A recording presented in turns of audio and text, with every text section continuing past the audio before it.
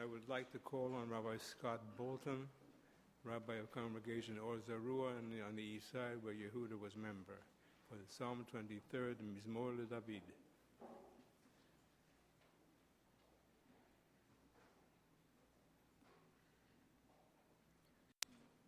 Mizmor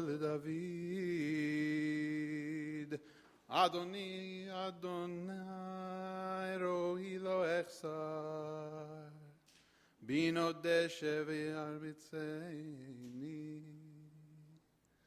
Al mei menuchot yinaleini, Nafshi yishovev, Yancheni v'maglei tzedek leman shemo. Gam ki elech begeit al mavet lo irara, ki ata imadi. Shivtecha umishantecha hema yenachamuni. Taroch lefanai shulchan neged zorai. Dishanta v'shem in roshi kosi revaya. Ach tov v'chesed yirdefuni kol yemei chayai, v'shavti b'veit Adonai le'orech yamim. The Lord is my shepherd, I shall not want. God makes me to lie down in green pastures, leads me beside still waters, restores my soul, guides me in straight paths for his name's sake. Yea, though I walk through the valley of the shadow of death, I will fear no evil.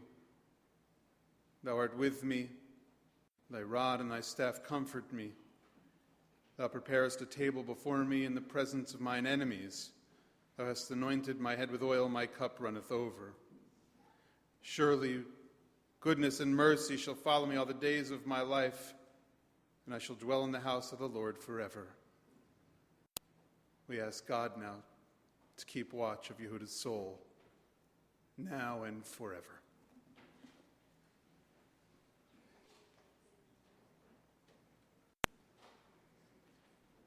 I would like to call upon Hazzanit Nancy Bach.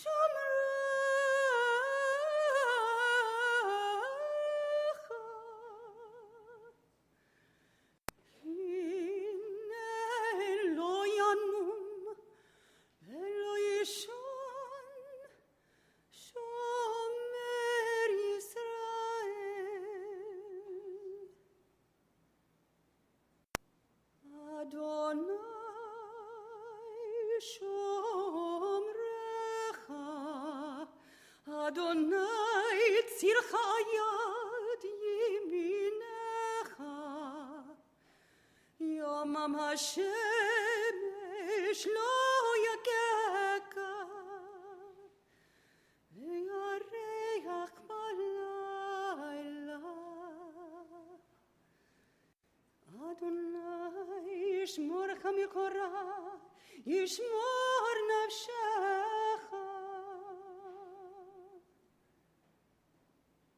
אדוני ישמור צאתך ובואך מעתה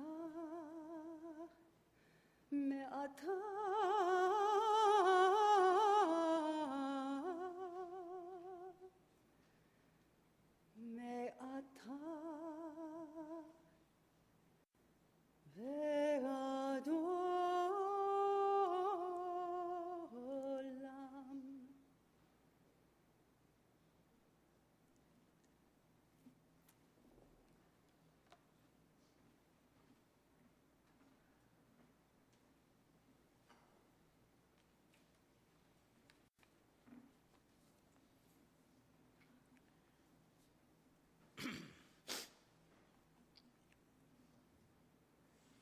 Today we say farewell to Yehuda Nir. He was born in Eula Grinfeld in Lvov 84 years ago. If you read the New York Times obituary, you'd have learned much about him and where he came from. One thing for sure, his was an extraordinary Holocaust story. And Yehuda himself was equally as extraordinary. His mission in life, to make sure that his story and what the Germans had done would be told. He saw to it that his memoir, The Lost Childhood, was translated and published in 13 different languages. No other book on the Holocaust has had that distinction. And his story is not only the only Holocaust story, it's the only one that has been chosen as the theme and backdrop for an opera, a musical form dear to Yehuda's heart, and mine, I might add. Yehuda proudly called it my opera, to the sometimes chagrin of the composer. Imagine a boy, as he put it, with 80 million Germans seeking to murder him, living under constant terror, could never have dreamed that he would become a renowned psychiatrist, would write a Holocaust memoir with extraordinary quietude and simplicity. That sounds like an oxymoron, I think. That would be published in 13 languages and turned into a moving and powerful opera. That he would become a father and raise 4 children, each of whom are highly accomplished, yet are different facets of a most complex man. After what he'd been through, and before post-traumatic stress syndrome, from which so many survivors have suffered, became officially diagnosed, when the Yom Kippur War broke out in Israel in 1973, and death was all around, Yehuda postponed his wedding to Bonnie and flew to Israel to treat and lend psychological comfort to members of the Israel Defense Forces suffering from PTSD. He loved music, couldn't play or sing a note. His granddaughters Phoebe and Sophie, Jill and Dan's daughters, provided him with music. He loved sports. You guessed it, he couldn't play with. But his grandsons Jonah and Leo are the sport energies of the family. He loved to tell you how you missed your true identity, and he knew what it was that you'd missed. He loved to go to lunch together, which would invariably be in the same Chinese restaurant with a $4.95 blue plate special, including chopsticks. And he loved authenticity, or, as he would call it, authentic.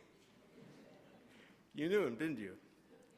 As he'd call it one day, I'd been talking with him about the Holocaust, which we often did when we weren't discussing music, and I used the word "who perished" in the Holocaust, and he said with a flash of anger, "No, not perished. You're too nice. Murdered. That is the only word that can be used." He was right. Of all that he had done and accomplished, he was proudest most of his 4 children, each of whom represented aspects of himself. To you, Dan, his eldest, his firstborn, you were named after Ludwig, Lala's boyfriend, who provided the false identities that allowed your father and family to survive and escape, and for whom you were named. In some ways, he said, you were the hope for the childhood he never had. Yehuda loved and respected your singular business accomplishments, but more so what you did with them. You became an almost tireless philanthropist, devoted especially to helping mortally suffering children, just as he did during his years as child psychiatrist at Sloan Kettering. He was moved by your strong family ethic and the father you are to Phoebe and Sophie. And you, Aaron, he was proud of how you became an entrepreneur, and perhaps in some genetic link to his ability to speak several languages, but to do so not superficially, but in the context of each language's culture, you became a world citizen, living, traveling abroad, learning languages, then becoming the good father that he felt that you were, and how devoted you were to Jonah and Leo, two very sports-talented boys. And it was your eldest boy, Jonah, so I understand, who spoke eloquently about their great-aunt Lala, Yehuda's sister, who died only a few weeks ago. David, to you, he was especially proud of your having become a lawyer, and that you became involved in progressive politics, using your talents and abilities to help create a more just society by reaching out to those who needed it the most. Tzedek, tzedek tirdof. Justice, justice shall you pursue. That is your life path. It was his too. And he was really proud that you had matched and then surpassed his considerable intellectual capacities. To you, Sarah, you're an extraordinary writer, and you know how proud he was to tell whomever he could that you had this piece or that piece in the Times. And when I think what facet of Yehuda you've inherited, I think it's his commitment and his talent and ability to seek out the truth and make sure it became known. Always the truth, and never stint on whatever it takes to know what to look for, where, how, and when, and to be sure you've asked all the right questions and gotten all the answers that are there to be found.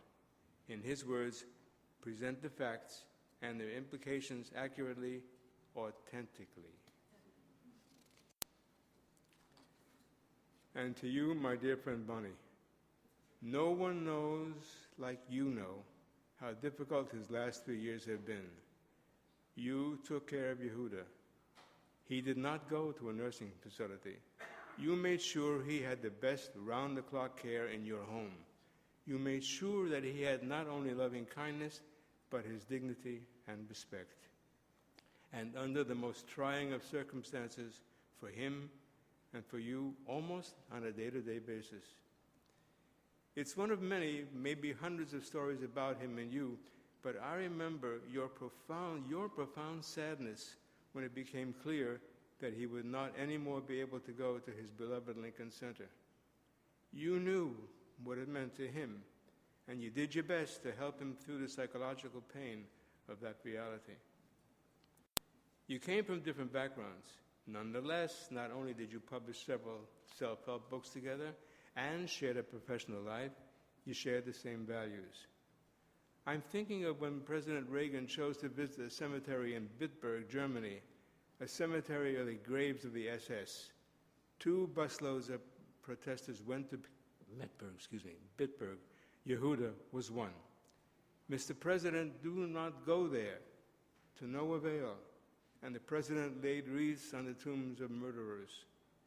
You'd stayed home, Bonnie, to take care of Sarah, who was 2, and David, who was 8. But that didn't put a damper on the values you and Yehuda shared. So, without a permit, you, quote, joined, unquote, the marchers in the Israel Day Parade and carried a sign that said, do not think of the 1 million Jewish children who were murdered. Think of it as one child murdered 1 million times. I think I remember that story being reported in the Times. Bonnie, you transformed your life and your home to give Yehuda the best care, and you did all you could to make his last years and last days easier. There will be times in the days ahead that will be sad, and times that will be filled with laughter. You've created a wonderful blended family. All of us here say to you, Bonnie, thank you, Bonnie. You are a true Eshet Chayil, a woman of valor. Soon, in an example of one of his favorite aphorisms, the presence of absence, he will leave this country forever and be on his way to burial in his beloved Israel. And once again, Yehuda will be in Israel when she is again under attack. It's almost, as Yogi Berra would say, deja vu all over again. Tehei nishmato surah b'tor ha'chaim. Goodbye, old friend. As Shakespeare, one of your very favorites, might have said, absent thee from felicity a while, and flights of angels sing thee to thy rest.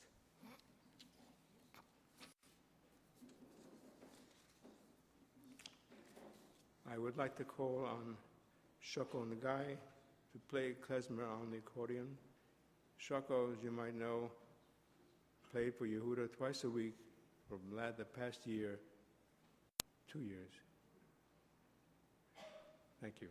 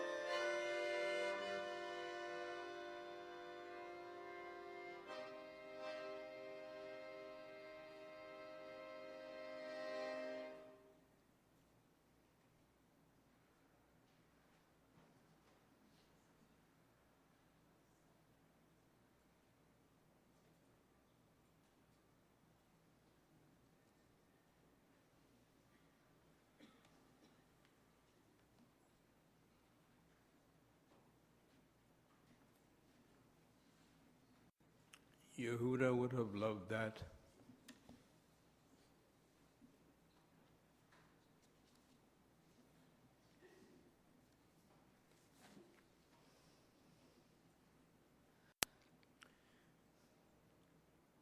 I think it's time to hear from the family. I call first on Yehuda's eldest son, Dan.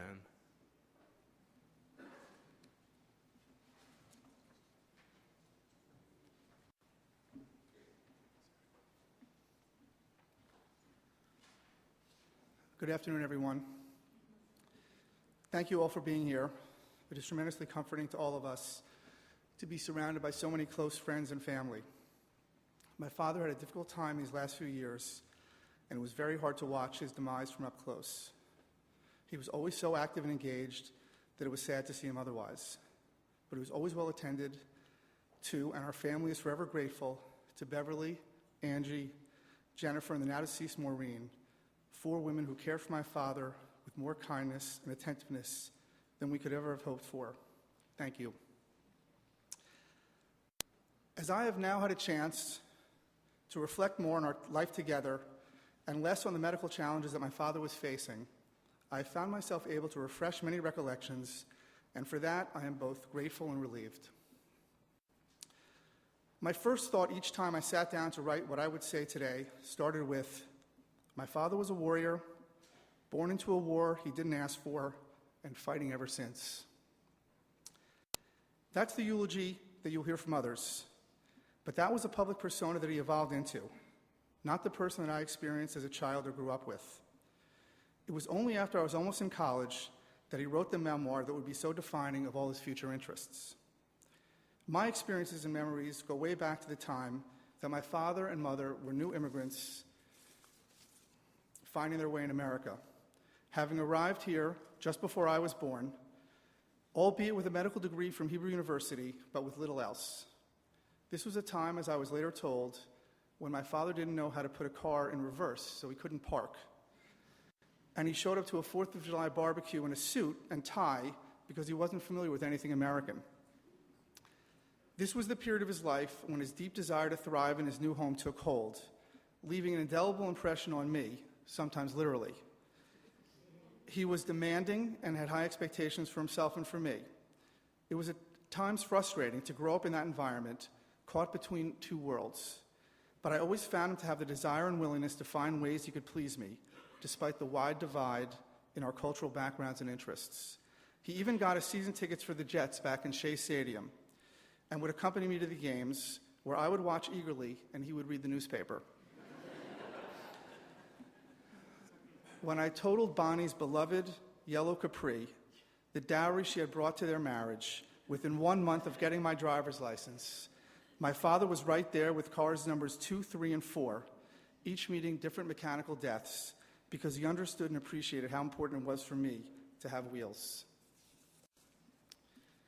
Nothing gave Yehuda more pleasure than the successes of his children. He never failed to express his admiration and pride at my accomplishments and the accomplishments of my siblings, sometimes with a little bit of hyperbole, but always with the best of intentions.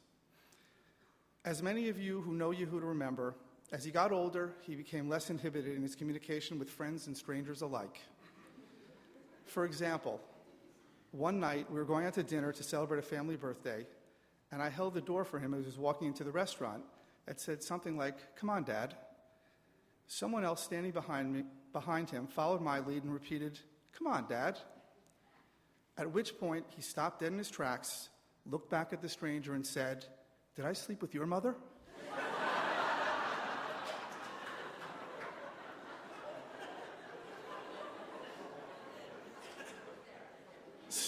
Such were the often awkward, always uninhibited, and sometimes hysterical riffs that were possible any time one was with Yehuda. I cherish those memories. Dad, I know the sacrifices that you made to make our lives here what they are, and I promise to uphold that legacy. You are going to be buried in your beloved Israel with your mother and sister Lala, who also died this year, where we hope you find peace. Am Yisrael Chai.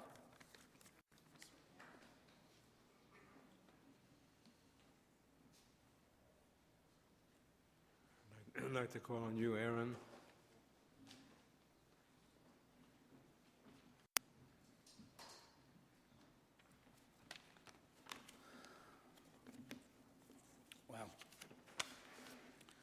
There's a lot I want to say about my father. I tried to sort of pare this down. It was difficult for me.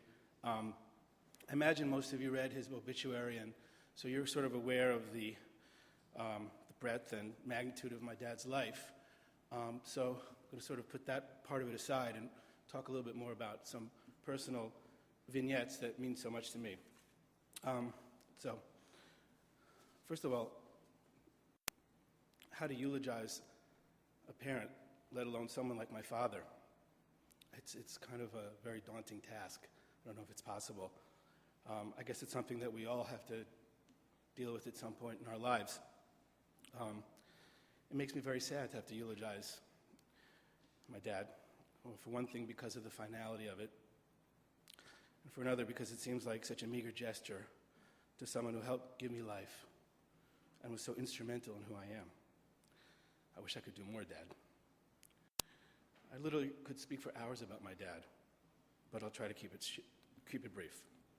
As a child, I always had this feeling that my father had experienced something very significant and had been on an incredible journey. I am, of course, referring to his survival of World War II in Poland. I felt I had to go on some sort of journey myself to somehow capture or emulate my father's experiences. For some reason, that led me to Japan, where I spent 7 years. Actually, that was largely my dad's doing as well. He eagerly encouraged me to study Japanese at the University of Virginia, and he took me to see Japanese movies, including Ran by Kurosawa, when I was in 10th grade in high school. To say my father influenced my life and lives on inside me is quite an understatement. My dad got a real kick out of his children. He was so proud of my years in Japan, mostly as an actor on Japanese TV and in movies. There's still a huge poster of me appearing in a Japanese department store ad in his kitchen. Many of you here have had the misfortune to have to look at that thing when you visited him. My dad loved my wife, Sadako. He got such a kick out of her chutzpah and the way she dressed, held herself, and her sense of humor. And Sadako understood Yehuda in an uncanny way. She got him and he got her. My dad was thrilled by my sons Jonah and Leo. He reveled in their athletic prowess, their lust for life, their animal energy. As they say, it takes one to know one. My boys referred to him as Gigi, which is the word for grandpa in Japanese. I mean, the mere fact that my kids would call my dad by an endearing Japanese term such as Gigi and think nothing of it says volumes about my family and my father. This is no ordinary family. He was no ordinary man. My dad had the special ability to make connection with just about anyone he came into contact with. Sometimes he pissed them off, but he had this way to make an instant and often surprising connection with people. He was fascinating in trying to figure out what made people tick. He had a lifelong obsession for the arts, especially modern art and opera. My dad took me to see Jackson Pollock on several occasions, and he had a way to describe the art that made it come alive and somehow make sense. That stuff really turned him on. This morning, my wife Sadako reminded me of a story about 5 years ago. My dad called me up and he said, "Do you want to have dinner tonight?" And I said, "Dad, I can't. I'm going to the opera." He said, "Oh, going to the opera? Can I come too?" I said, "Well, I'm going with Sadako. I only have 2 tickets." He said, "What opera is it?" I said, "It's Rigoletto." He said, Rigoletto. Okay. How much did you pay? I said, they're really good seats. They're like second row, center orchestra. I think I paid like $175 each. He went, "Wow, okay. I'll see you there." I said, "Okay." The Sadako, I think he's coming. I don't know how.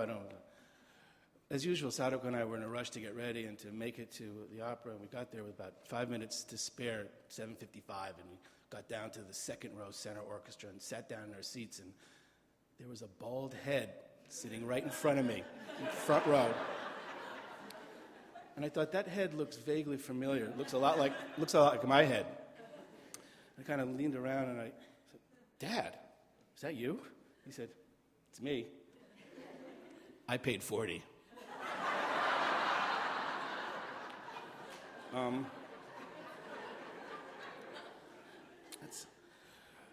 One random early memory I have of my father when I was 4 years old is of him sitting in my kitchen at 330 West 72nd Street, where my mom still is, holding a piece of Kraft American cheese with a power drill and proceeding to drill holes in kind of an asymmetric pattern in the cheese.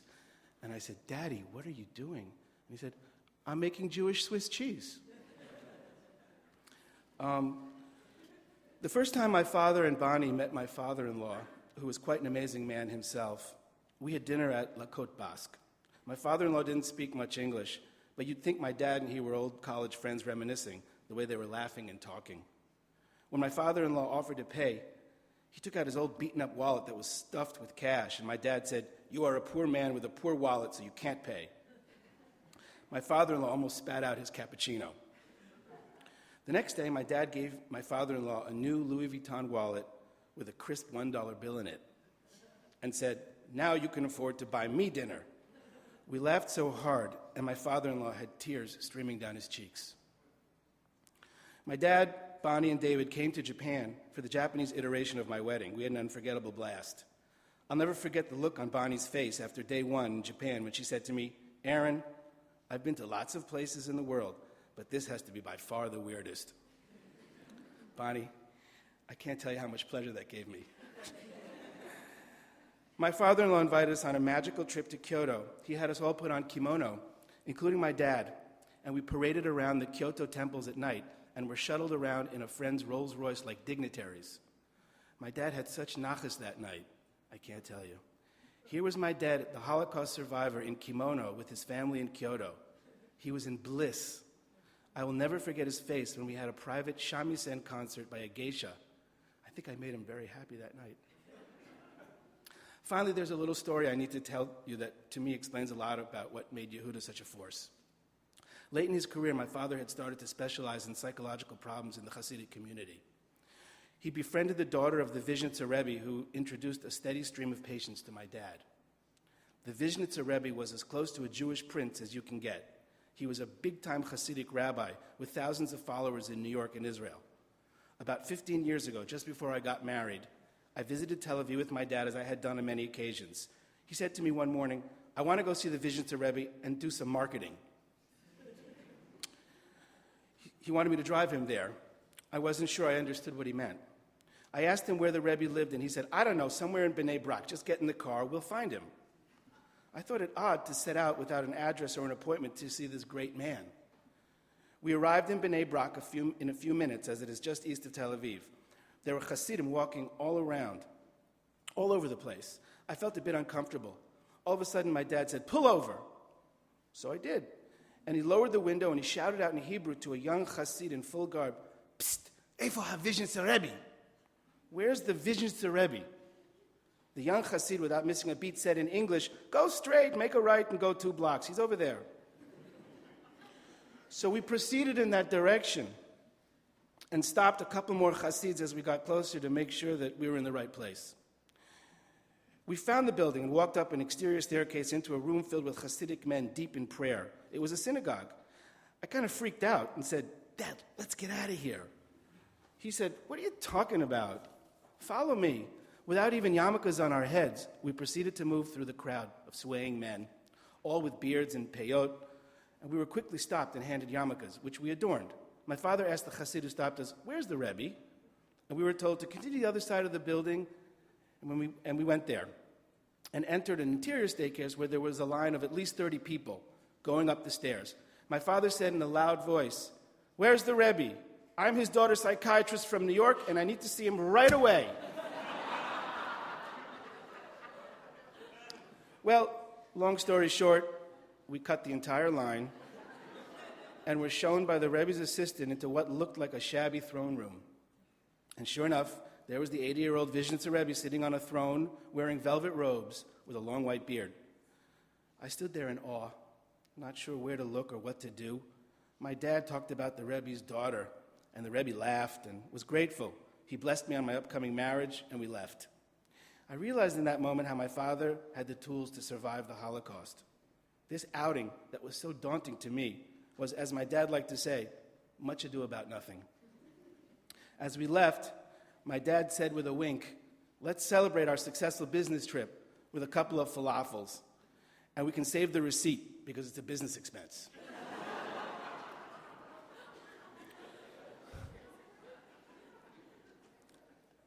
I was always kind of happy and proud that I could leave the synagogue on Yom Kippur during Yizkor because both my parents were alive. It's sad to think that that's different now.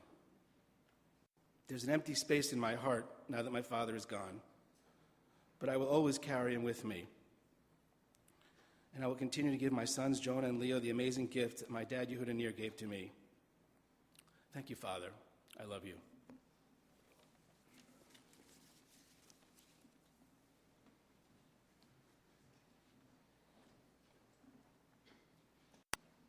David, your turn.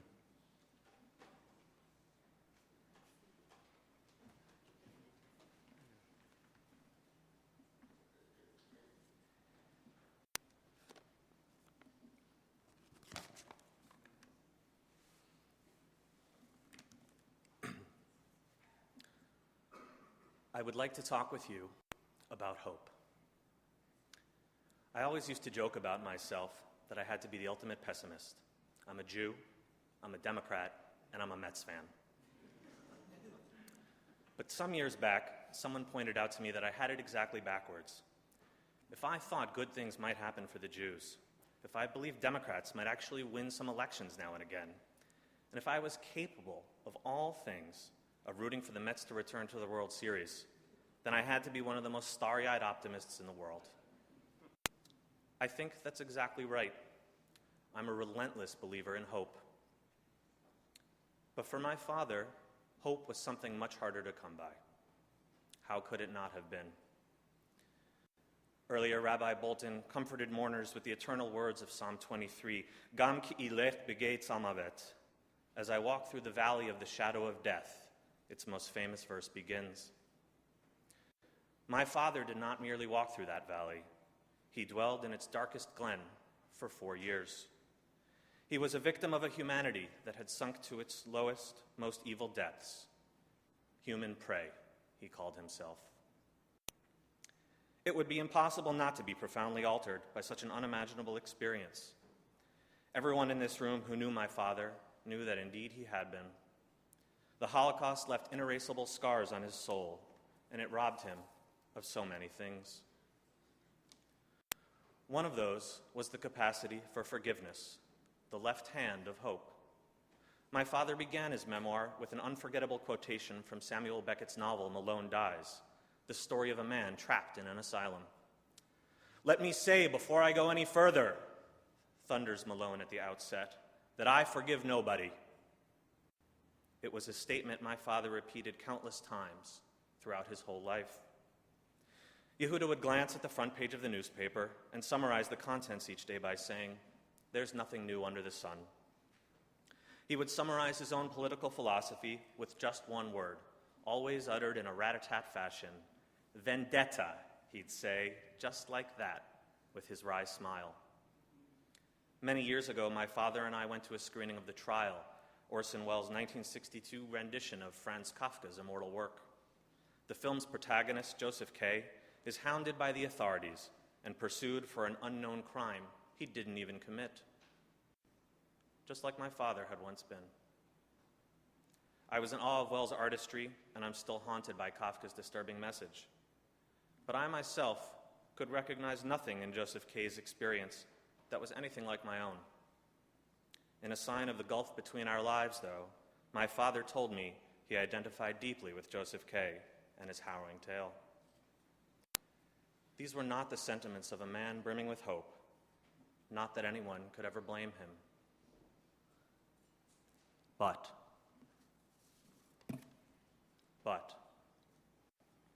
unlike Joseph K., who meets his death at the hands of his tormentors at the end of the story, my father lived. He didn't merely live, he chose life, affirmatively and decisively, and that decision allowed hope to flower in others. Just about everyone in this room has heard that quote from Malone Dies. What fewer people know about is a line my father later included in an epilogue. He was once asked what kind of message young people, whom he fervently wanted to read his book, should take from such an otherwise stark and unforgiving man. Wrote my father, "The intention of this book is to convey to young people that if you take charge of your life rather than passively observe it like a couch potato, you might help to create a world where forgiveness is possible." Think about that, if you would. A world where forgiveness is possible. My father wasn't saying he could create that world, but in spite of everything he had faced, all the wounds he had suffered, he wanted to inspire those who could create such a world. I am one of those people he inspired.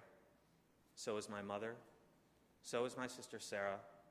So is my brother Aaron. So is my brother Dan.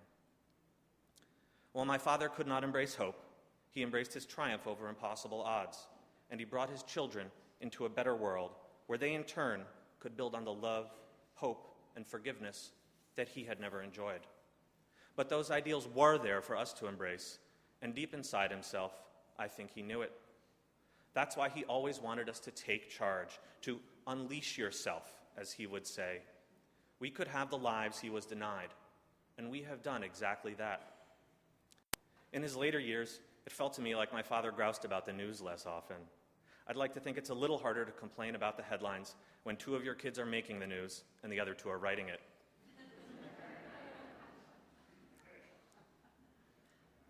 But my most indelible memory of my father comes from my earliest years. My dad could do many things most of us cannot. He practiced medicine. He spoke 6 languages. He could eat absolutely horrifying leftovers that had sat in the freezer unwrapped for 2 weeks and still declare them edible. Yet there was one simple task he could not perform. My father did not know how to ride a bike. It's the easiest of things, something almost every child learns. But of course, my father's childhood was lost. Or to be faithful to his vernacular, it was stolen. That did not stop him, though, from teaching me how to ride a big boy bike. With the training wheels off for the first time, my father placed one hand on the handlebars and the other behind the seat. As I pedaled, he jogged alongside me, keeping me steady. A scary moment became a joyous one. And then I realized I was on my own. My father had let go and stood there watching me ride down the street all by myself. I had done something he could not, but I had done it with his help. All my life, I have felt this was the perfect metaphor for my dad. There were things he could not achieve, but he wanted others to achieve them, and he could inspire them to get there. That's exactly what he did that day, and I'll always remember it. The melancholy Kafka once said, "There is hope, but not for us." If I could apply that saying to my father, I'd say that while hope may have been rendered a stranger to him, he knew it did not have to be that way for the rest of us. My father liked to quote the equally melancholy Samuel Beckett, but he made it possible for me instead to want to quote legendary New York Mets relief pitcher Tug McGraw, who once famously declared of his own team, "You gotta believe." You gotta believe in love, in forgiveness, in tikkun olam, making the world a better place, in peace, in freedom, in safety, in happiness. Above all, you've got to believe in hope. My father wouldn't want it any other way.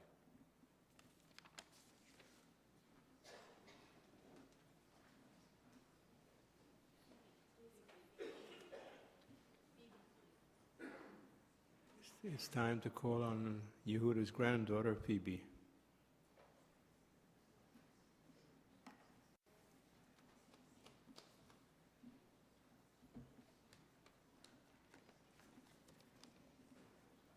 And this is my sister, Sophie. I like living in the Northeast because we have seasons. Though I've graduated from the academic cycle, I can still depend on New York's weather to tell me when to buckle down, when to loosen up, and when to cherish rare moments of stillness.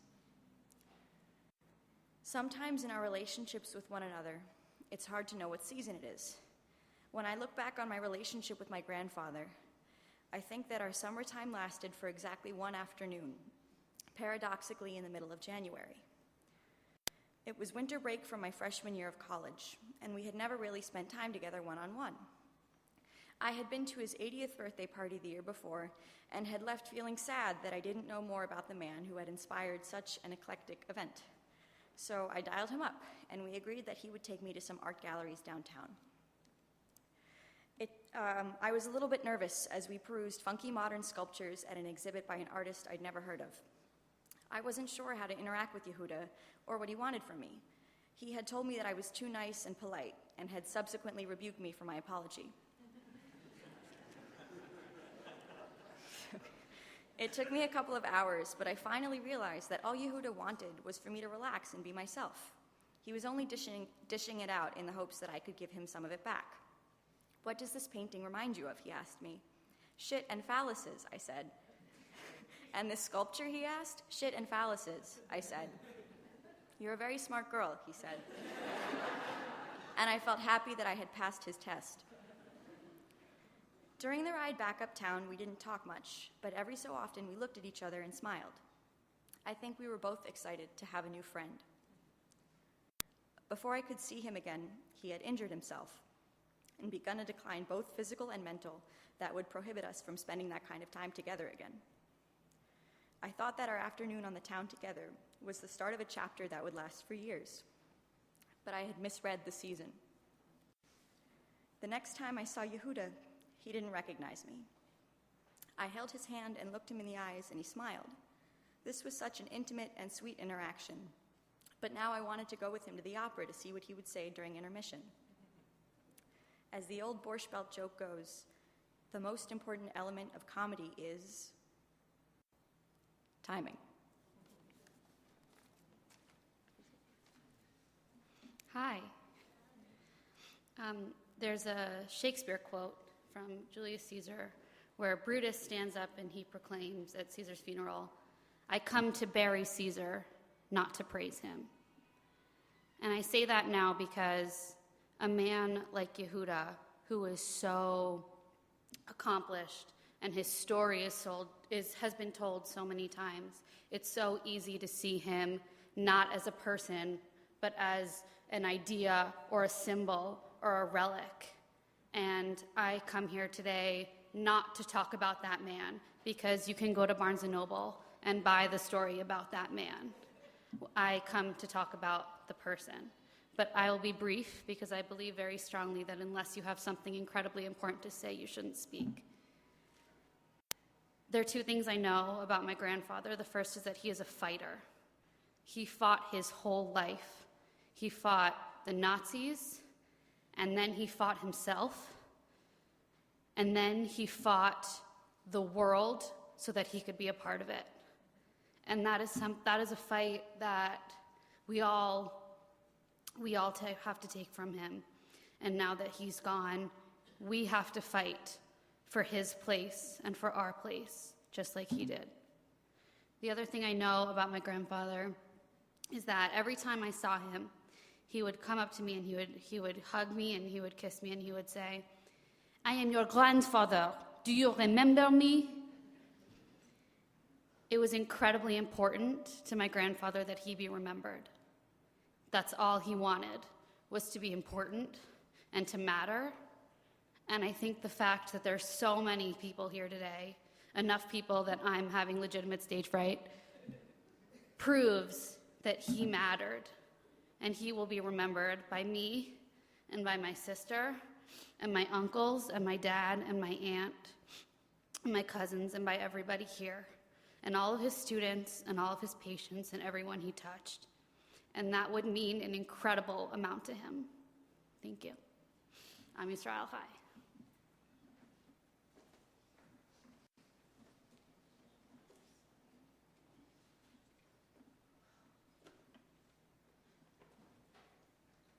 Sarah, your turn.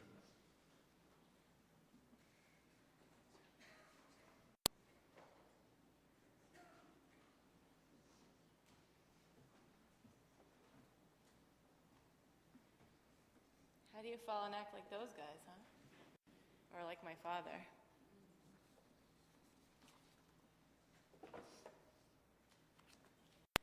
So Sophie touched on something I want to express in my talk about my dad, which is that for many people, he was an idea.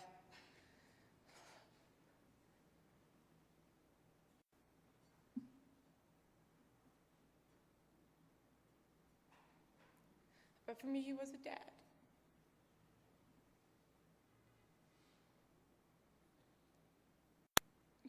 And he was really weird.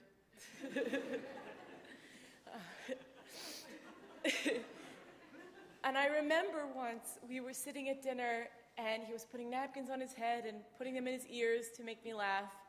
And a friend of the family, Frederick Brenner, said, "Sarah, I didn't know Yehuda had this side." And I said, "There's another side."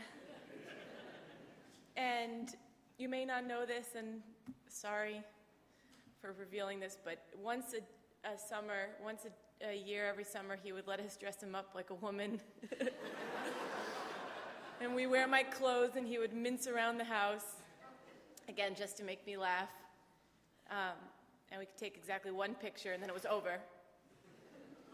I have them if you're coming back to the house.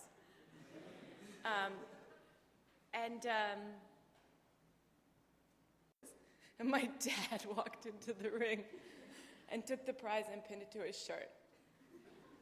And back then, I think of my dad in the equine victory circle. And he presented it, as you may have read in the obituary, that as a psychological victory, another win against the forces that tried to defeat him. But I think about it now, and I was sure I hadn't won, but my dad was sure I had. And in fact, the last time I saw him was last Monday, and I had come to his house to give him the blue ribbon I had won the day before, because it was his. My dad was very fond of quoting Samuel Beckett, and he used to say two things about the end of his life. He used to say, one, he had one regret about dying would be that he could not be at his own funeral and hear all the great things people had to say about him. And two, he would say a very dark sentence. He would say, "Après moi, la déluge," after me, the flood. And I would say, "Dad, I'll be around after you." He'd say, "Okay, no deluge." And I think he didn't mean that. And I almost think he didn't mean that Samuel Beckett quote, like David indicated. Because my dad's life was about forgiveness, and his relationship with Gottfried Wagner, the son of the generations he deemed to be these victimizers, showed he was capable of vast forgiveness. And he told us all to forgive and to forgive ourselves. And so I offer a new quote from Malone Dies, which my mom got him, the signed edition. "And yet sometimes it seems to me I did get born and had a long life and met Jackson and wandered in the towns, the woods and wildernesses and tarried by the sea in tears before the islands and peninsulas where night lit the little brief yellow lights of man, and all night the great white and colored beams shining in the caves where I was happy, crouched on the sand in the lee of the rocks with the smell of the seaweed and the wet rock and the howling of the wind and the waves whipping me with foam, or sighing on the beach softly clawing the shingle. No, not happy. I was never that, but wishing night would never end and morning would never come, when men would wake and say, 'Come, we'll soon be dead. Let's make the most of it.'" And my dad did make the most of it. Many of you will have experienced walking down the street with him where he couldn't stop giving people directions just because he wanted to interact with them, or how he creeped out mothers because he had to say hello to their babies all the time. And he would pick up friends and new people, I think was mentioned, everywhere he could, on the subway, at art galleries, and suddenly there'd be a new person over for dinner, younger, older, weirder. And they'd become our friends. I'll tell two anecdotes about my dad. One, I might not have all the facts right, but if you know my dad, sometimes his story took on a sort of blended new meaning. My dad was in Israel shortly after finding refuge there, just in 1948 when Israel became a state. I should just say that this story has guided my entire life, my entire existence, my professional career, and I think many people's as well. So he was coming back from trying to get a job at a coffee shop as a barista, and he didn't have a resume because, funny thing about spending 6 years in hiding is, you don't write up a resume. And he couldn't get the job. He didn't have any work experience, so they said. So he's walking back from being rejected from this job at a coffee shop, and he runs into a girl he knows. And she says, "Where are you coming from?" And he said, "I'm coming from getting blown off by yet another job." And he said, "Where are you coming from?" And she said, "I'm coming back from the bank. Did you know they're giving loans to go to school and to medical school because the state of Israel's just been created. It's an incentive." And my dad said, "Congratulations on applying. That's terrific." And she said, "I didn't apply. They would never accept me." And my dad said, "Let them tell me no first before I tell myself no." And he applied, and he got the loan, and he has this life. Had. Let them tell me no first. One other anecdote. When I was 21, I came to my parents' house after a bad breakup.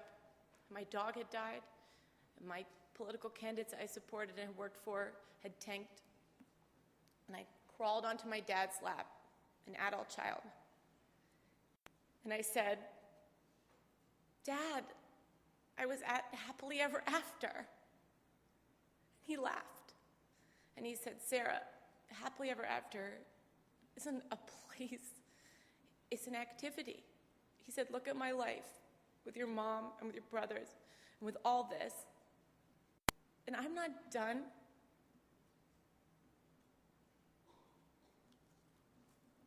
And now I want to give the last word to my father. This is from a short story that he wrote called "I Was Born with an Accent," about being rootless and belonging and not belonging, as he would say. Which brings me to today. As I get older, or shall I be honest, as I get old, I think about the place I should be buried. In what language would they write my epitaph? Where will I be buried? It is definitely not in Ivano-Frankivsk that I want to be buried, even if they name the town again Stanislawo. Lvov, where I was born? This was just a stopover on the way to Vienna, and this trip is over. New York? Where in New York? Long Island? No way. Too much traffic. New Jersey? Now, New Jersey would be appealing. I would go over the George Washington Bridge for free, because you only pay on the way back. I think Jerusalem would be my place of choice. I think this is where I and my accent could be laid to peace. If we hadn't left 2,000 years ago, I wouldn't have been born with an accent. Maybe my epitaph should say, and please, only in Hebrew. Here lies a man who never belonged anywhere but here.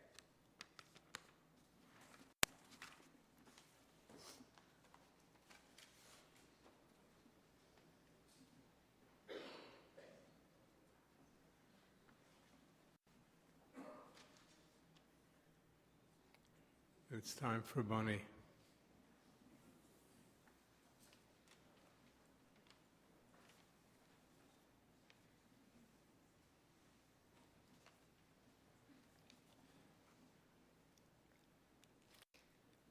How do we measure a man? In spoonfuls. I could tell you about the wedding he missed in order to fight a war. And when he came back, I said, "Yehuda, If you didn't want to marry me, couldn't you have found an easier way? I could tell you about the poor tailor, a Holocaust survivor, who he paid to come to see him. Otherwise, the man could not afford to be there. But I didn't want to talk only about his life. And indeed, you've gotten such a wonderful glimpse through his extraordinary children. I want to talk about his legacy. And I want to talk about his legacy and perhaps ask you and implore you to be part of that legacy. Yehuda suffered what I would call the tyranny of destiny by forces larger than he and outside of himself. Thrust upon him was a destiny.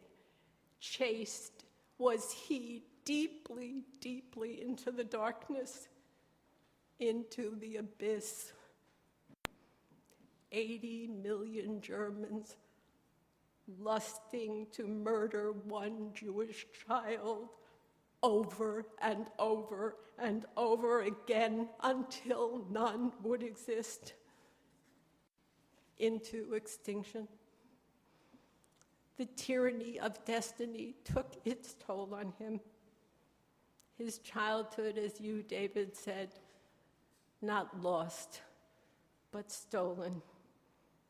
Stolen under the dead and deadening weight of nothing more and nothing less than evil.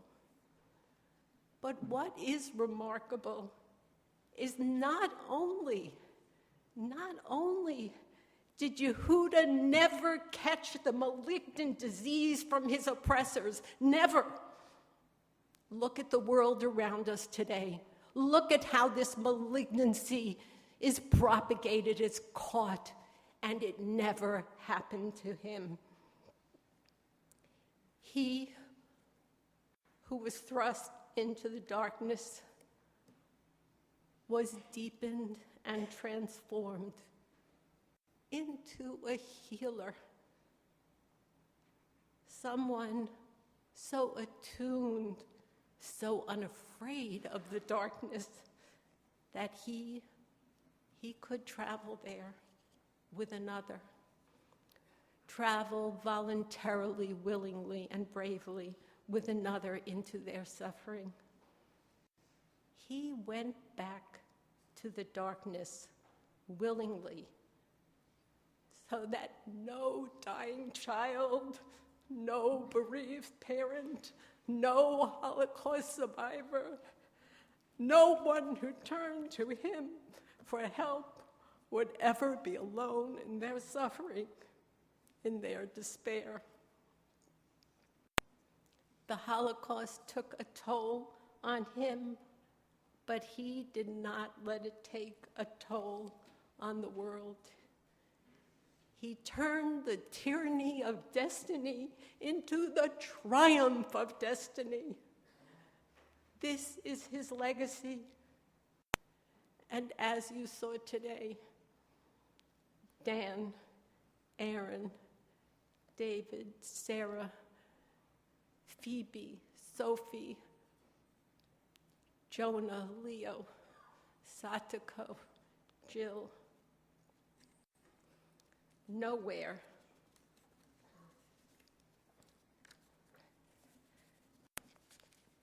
is that legacy. Nowhere is there better proof of that legacy. Nowhere is there better proof of this triumph in destiny than in your lives, and frankly, in the lives of every single person sitting here. Lives devoted to family, to country, to service, to philanthropy, to good, to truth. The Holocaust took its toll on him, but he did not let it take a toll on the world.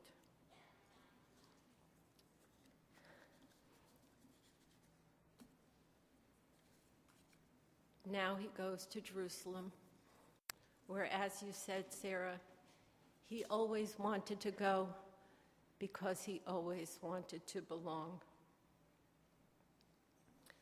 But before he goes, I ask everyone here to carry on the legacy of taking what often seems like the triumph of destiny and transforming it.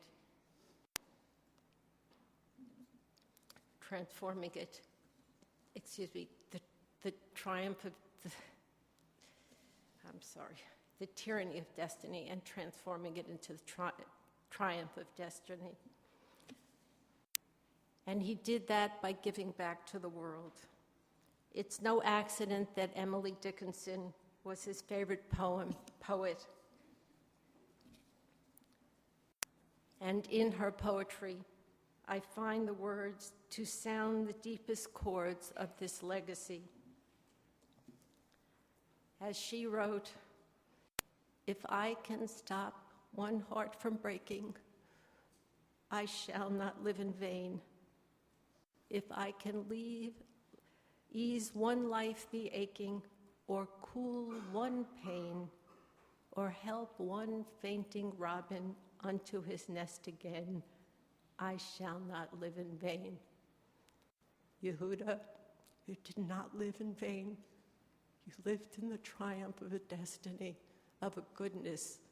You never became anything but good. May you lie at peace, looking over your beloved Jerusalem and knowing that you leave this good behind. Amen.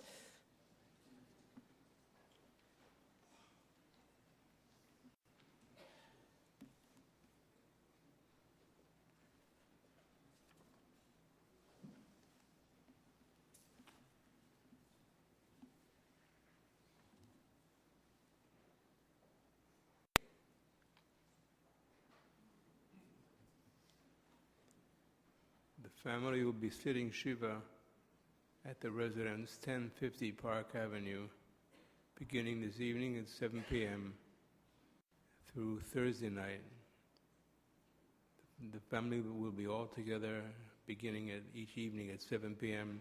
Bonnie will be sitting Shiva throughout the day. The family is cordially inviting all of you who can and would like to join for a repast at the residence 1050 Park Avenue following the service. Please rise for the memorial prayer. Following which, the coffin will be escorted out, followed by the family and then the rest of you.